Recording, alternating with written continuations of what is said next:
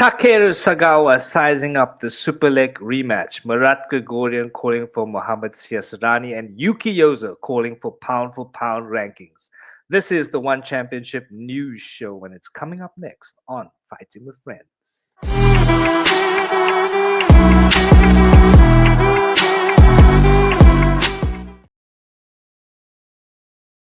Welcome back to Fighting with Friends and still the undisputed African fighting podcast champion of the world. This is the One Championship news show and react to the stories and the reigning defending undisputed vegan champion of the world. Is of course, brother Guy. What's up, brother Guy? Always hyped for that. You know the things. You're good? What's up? Yeah, all good, but this is the One Championship news show. So let's get straight into our stories, bro. And we're going to start with Marat Grigorian calling Mhm. out Mohammad Siasarani after he defeated Kaito Ono at One Friday Fights 109. BG, quite a controversial fight there, and we did Mhm. get into it on our reaction show for the One Friday Fights 109 show. So Yeah. check that out if you haven't seen it yet. Marat Grigorian, of course, having to pull out 1171 due to Yeah. contract complications, weight 7-2. misses, 1172, excuse me. Quite a few things going on there, which we also have discussed in one of our previous episodes. So once again, check that out. But yeah, give me your thoughts here, Brad. Do you think Mm. what do you make of the fight, and maybe if you can also give us a possible prediction of how it's going to play out if it does come to fruition. Look, it's a big deal. I think it's a big call out for Marat. I don't think that's the right matchup for him because Mohammad Cisani is not close to any title contention right now. So the win over Mohammad Cisani wouldn't really catapult Marat any further than what he already is because he's already in the position to fight for a title next. You know, he doesn't really need to fight anybody. We've been honest. Fighting Keita would have been brilliant, but I mean, Marat Grigorian is pretty much in the position where yeah, he doesn't have to do anything. He can literally just wait to see who wins. Excuse me, who loses between Superbon and what's his name, Masaki Noiri, and he can get the loser there. And then if after that fight he wins, he gets a title shot. Whereas in Muhammad Sarani, if he wins, it's like okay, you beat Marat Golian. They're probably going to give you Sitachai again because I remember after this win, a lot of the media, not just the media, a lot of the people, fans were saying on Twitter, give Muhammad Sarani Sitachai again, which I don't think is like uh, beneficial for Mohamed Siasarani. However, I know in the one championship they probably would give him that fight. You know what I mean? But just because the fact that he's 22 years old, um, he's not on a massive streak, but he's got some fantastic wins in the one championship. So it's like, are they going to give him a title shot immediately? Probably not. He's going to have to fight someone else first. If you think about that featherweight kickboxing, I don't know if Mohamed Siasarani is even ranked in the top five. Just quickly going to check here, but for that reason, whereas Malaka Gordon, I think he isn't ranked in the top five. So I just don't know if this is a good matchup for Murat. I think Murat just wants to spoil people's parties here, or maybe he's just looking for a fight that he needs a fight because he hasn't fought. When did he fight last? I think it was a fight night event, if I'm not mistaken. But in terms of Muhammad Sarani, it definitely after getting the dub against Kaito Uno, definitely puts him in a position where he might be prioritized to take on higher ranked opponents. You know, is Malaka good in the right opponent for him? I don't think so. I'm not so sure, but I think he needs to fight someone else slightly below Marat before they can actually. I'm just going to the featherweight kickboxing, so they only have the featherweight Muay Thai rankings on the Yeah, screen they there. don't have rankings on the One They don't have Championship. Mm. They don't. Okay. But we do know that Tawan Chai is also in that rankings. He's no longer the champion as well. So yeah, I don't know. Hey, I don't know. Maybe they're a little bit sparse for featherweight kickboxing fighters. So maybe they would give him this fight. And I think Marat doing what he's doing here on Instagram is a smart decision because it's making Chowdhury and the One Championship organization realize okay they do have someone on their hands here that need to prioritize in Marat Yeah. Grigorian, right? Considering that Chingiz Alazov isn't there anymore, you want to prioritize someone like Marat. So yeah, I would say,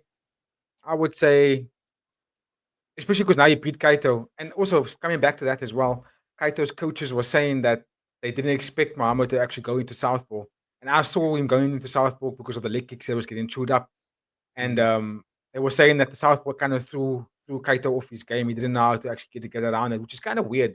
But big ups to Muhammad Siasarani for doing that. You know, I mean, he fights really well to both stances. So I wouldn't be mad if they made this fight. I really wouldn't. But at the same time, I don't think it's really like it's not that important in the sense that it's not really going to guarantee Marat a title shot if he beats Muhammad. Mm. Muhammad will get more out of this than Marat would. So I'm kind of interested as to why Marat's actually calling this for this fight. Maybe it's because he was supposed to fight Kaito and Kaito lost to Muhammad. So it's like, then give me Muhammad then, you know? That's what I'm thinking. Yeah, that's kind of that's exactly what I was gonna say, bro. It's like he was the next guy because he was supposed to fight Kaito Ono, and this is the guy who beat Mm, Kaito Ono now. So mm-hmm. it's pretty much the same thing essentially. He's just fighting the best guy of the two of them.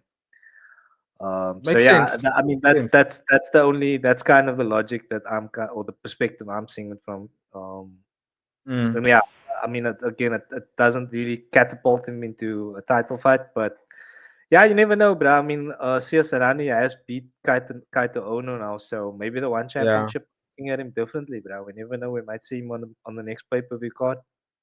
Look, he put himself in a very good position here. Let's be real. Mm, I mean, Kaito comes with a lot of weight in terms of his name, considering fighting in Japan and how much he actually achieved while he was in Japan. So it's like if anyone that was fighting Kaito outside of Japan, you're fighting against one of Japan's best fighters. So I think it does add a lot to Muhammad Chisarani's career and his name itself, taking out someone that big, considering that one championship was going to give Kaito against arguably one yeah. of the best kickboxers that they do have in Marat Grigorian. So it does put Muhammad in a sweet spot. You know what I mean? It's more for him to win if he gets the job, if he does get this fight than it is for Marat. Personally, I wouldn't mind seeing the fight. I really wouldn't. I do think Marat's going to walk right through him, but I wouldn't mind seeing the fight. You know? Yeah, no, agreed, agreed. But yeah, ladies and gentlemen, if you have any thoughts there, drop us a comment. Would you like to see Mohammed Sarani fight Marat Grigorian, or can you give us a better fight than that? But Mm. yeah, PG, we do have a few other stories we've got to get to.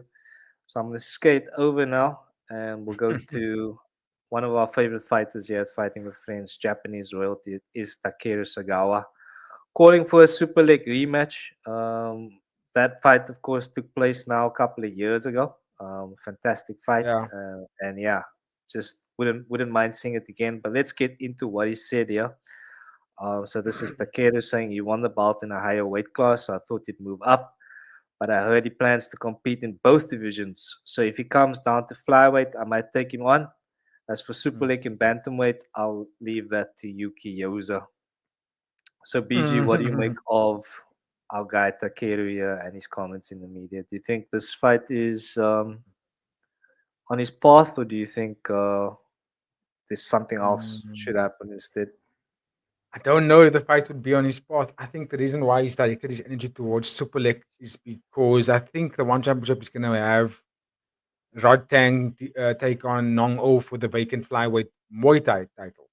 And for that reason, that means Takeru's not going to have to get, he's not going to get the rematch against Rod Tang. Considering that Takeru is now 33, going on 34, he moved to one championship to only take on super fights. So that means Superlek, Rod Tang, the higher guys. The athlete that is most likely going to fight Takeru again would probably be Superlek, but also Superlek's got so many fights that he can take, right? That actually Mm, have a little bit more to it than fighting against Takeru. And that is, for example, going against Nabil Anan, right? You could prioritize taking Yuki Yosa because he beat Takeru already. You know what I'm saying? It all depends. I mean, if Superlek does come back down to flyweight, because he does have that title, right? He's got the flyweight kickboxing title. It's his. If he comes down to flyweight, then all right, you'll probably get Takeru because Yuki Yosa doesn't actually want to go down to that division. He prefers to fight bantamweight or even super bantamweight, which is probably going to be featherweight in one championship. So it does kind of leave it in murky waters. If I'm being honest, I kind of have a difficult time seeing that this is a possible fight for Takeru. Right now, he's got 3 fights in one championship, 2 losses, 1 win, and one win came against Tanzin, 2 losses came against Rotang and Superlek. So it's like, and now the mm, injection of Yuki Yosa does make it a little bit more tricky, unless Takeru's fight next really depends on what Rotang and Superlek does in terms of which division they're going to fight in. Because if Superlek starts to go into bantamweight and take on Nabila Nan to get that to unify that title, then that means Takeru's going to have to wait until when next year to fight. Because Rotang's mm, probably going to get Nongo also in this year, so that means he gets none of those opponents. And who else would they mm. want to give? Who else do they want to give Takeru for in terms of that flyweight kickboxing? You know Mm. what I'm saying? It's a bit tricky. So, and he doesn't want to fight anyone else other than the two best guys that they want to does have in that division, which is the flyweight kickboxing. I don't know, and I would love to see the fight again, but I just don't know if it's quite realistic at this current time. And I also think that the introduction of Yuki Yosa does make it even more difficult for him. Yeah, and speaking of Yuki Yosa, he of course also called for a fight with Superlek. We did mention the Takeru talking about in bantamweight. He'll leave him to Yuki Yosa, and yeah, this is what Yuki Yosa has said. If you talk about someone in the rankings, I would like to fight. That is Superlek. It will play out like a leg kick war. It's going to be a challenge of whose leg will break first.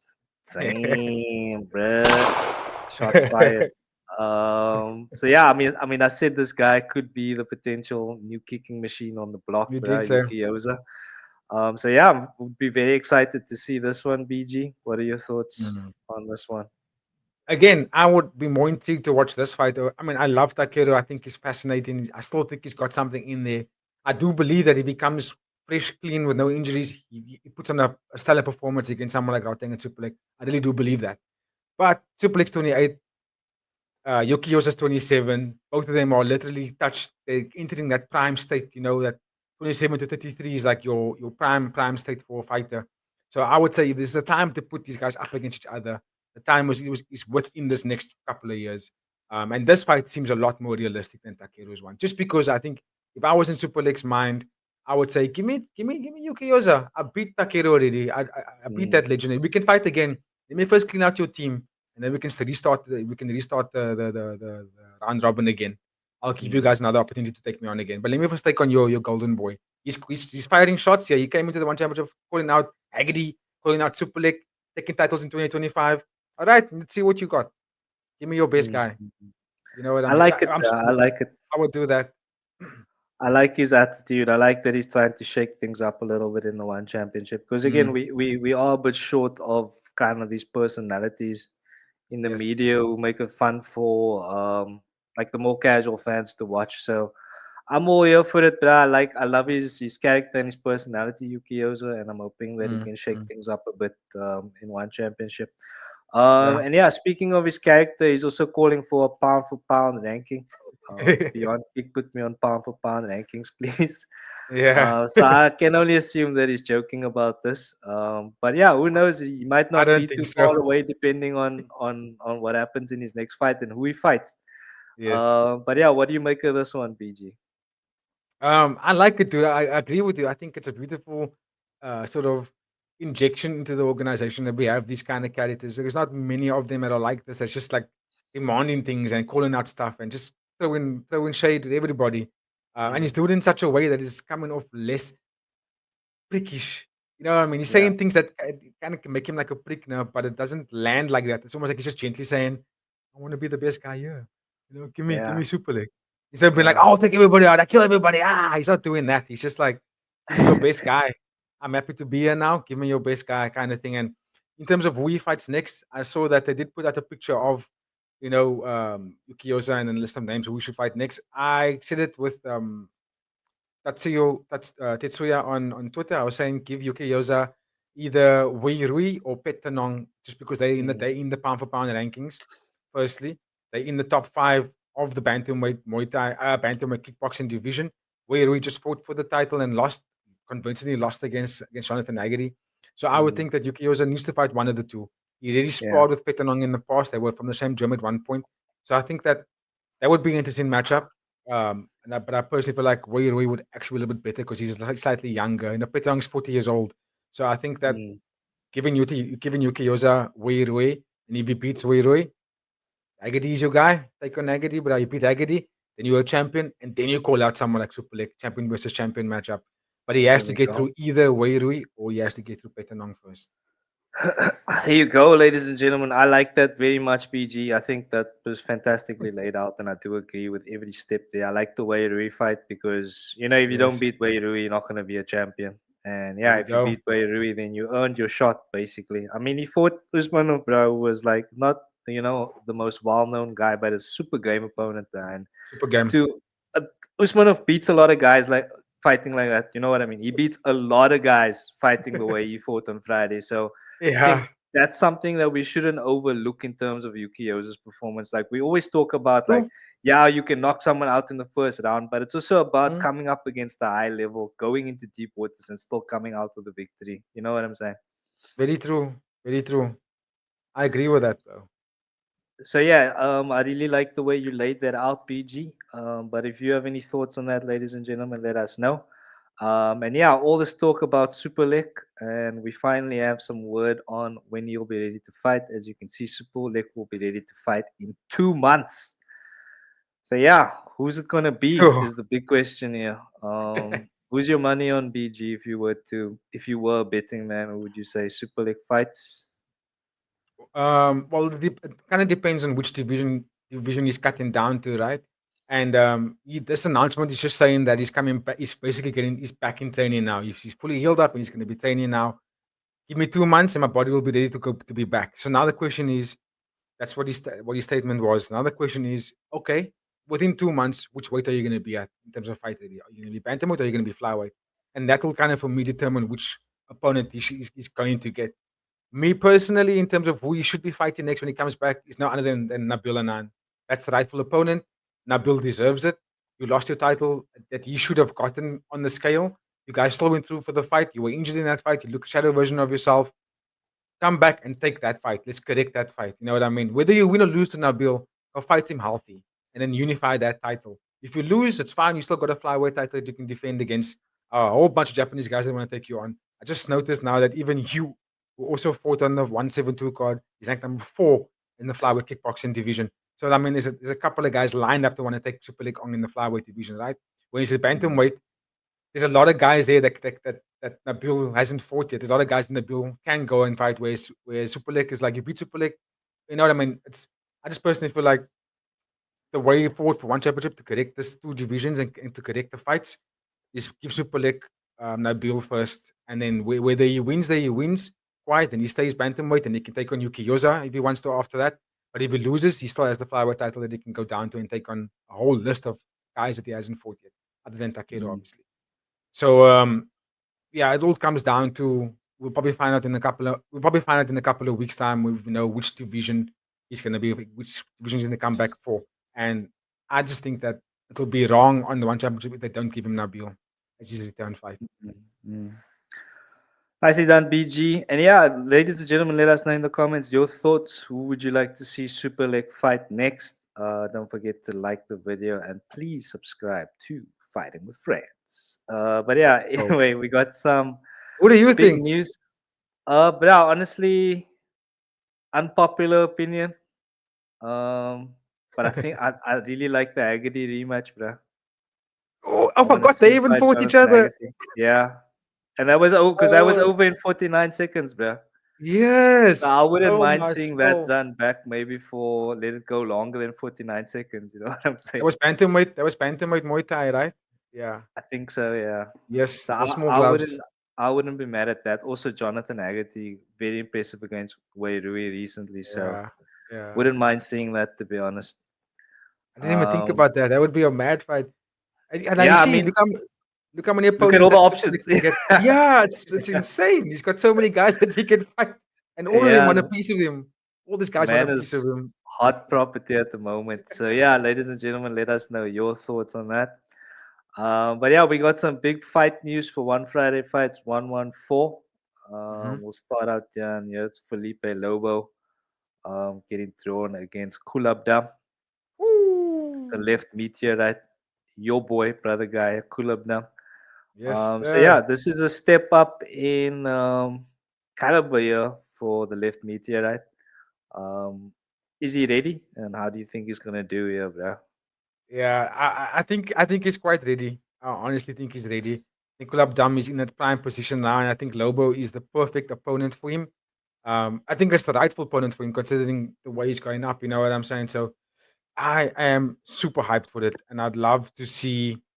I mean, I'm not sure if this is going to be main event or co. I'm not sure where it's placed up on the card, but I'm just looking at Lobo's record, and I think he beat Simmerpick in his last fight, and then before that he lost to Nabil and he lost to Jonathan Agadi as well.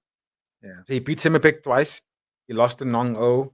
He basically lost to the champions and only beat the guys that are like that were there but not there anymore, kind of thing. But Lobo is a Mm, really good fighter. He's a game opponent. I mean, he dropped Haggerty. He's got good boxing. He's got good tips as well. But I just think that the power advantage is definitely on Kulab Dam side. So, dude, this is gonna be exciting fight, and both guys are looking to go for that title run. I mean, Lobo's kind of ranked number 3 in the bantamweight division, and I think Kulab Dam, if he gets the job done here, he definitely gets into that top five mm. rankings. So there's a lot riding on this fight, and Lobo obviously wants to have a crack at the title. He obviously wants a crack at Nabil. Nabil smoked him, so he obviously wants to get that one back, and he did say that in his last fight when he beat Simapek. He was saying, I want to get Nabil again. I want that fight. So yeah, you Mm. got to go through the left meteorite first before you can get there. So this is gonna be a banger for sure. Someone's going to sleep. Yeah. I mean, yeah, this is another Friday fight squad. It's not one Friday fights, 114, right? Yes, yeah. And yeah, and another fight that we got on one Friday fights 114 is Sexan coming against the Elbow Zombie Muay Thai. Bro. So why is the one championship giving us such bangers on the Friday fight cards here, bro? What's going on? Is This is Uncle also Charlie bantamweight. finally reading our emails, bro? Hopefully, it looks like it That's anyway. But quite yeah, funny. another banger of a fight here, bro. Sexan, of course, legend in the game. What more can you say about this guy? Yeah, And yeah, it's just very surprising to see him on a Friday fights card, to be honest. Because yeah, this man is pay per view left and right. literally. Um, and then yeah, of course, coming up against the Albo Zombie, who's now on a 2 fight streak.